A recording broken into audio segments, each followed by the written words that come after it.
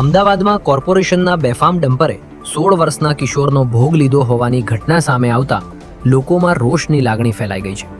મળતી માહિતી મુજબ આજે વહેલી સવારે પીપળજમાં રહેતો 16 વર્ષીય કિશોર તેના ઇલેક્ટ્રિક સ્કૂટર પર ટ્યુશન જવા નીકળ્યો હતો.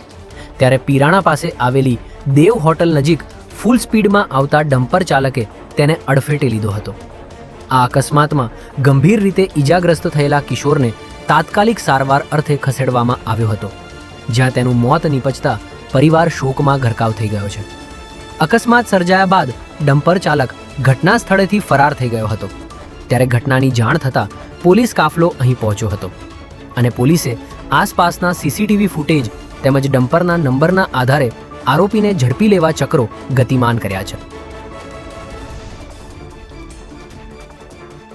અમદાવાદ શહેરના સુભાષ બ્રિજને સંપૂર્ણપણે તોડી પાડવાની કામગીરી અંતર્ગત આજે બ્રિજના નદીના પટમાં આવેલા 3 સ્પાનનું સફળતાપૂર્વક અને સંપૂર્ણ સુરક્ષિત રીતે ડિમોલિશન કરવામાં આવ્યું હતું.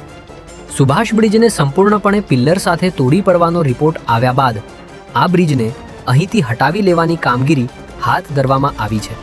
ત્યારે આજે સવારે એન્જિનિયરિંગ અને સ્ટ્રક્ચરલ નિષ્ણાતોની સીધી દેખરેખ હેઠળ ડિમોલિશન કામગીરી હાથ ધરવામાં આવી હતી.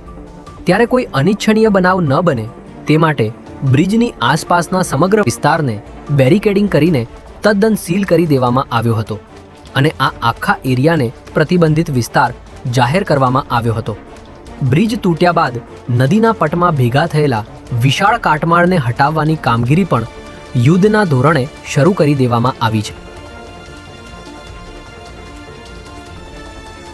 રાજ્યની તમામ સરકારી આરોગ્ય સંસ્થાઓમાં સ્વચ્છતા અને ગુણવત્તાયુક્ત સેવાઓને પ્રોત્સાહન આપવા માટે નમો સ્વચ્છતા અભિયાનનો રાજ્યવ્યાપી શુભારંભ કરવામાં આવ્યો છે.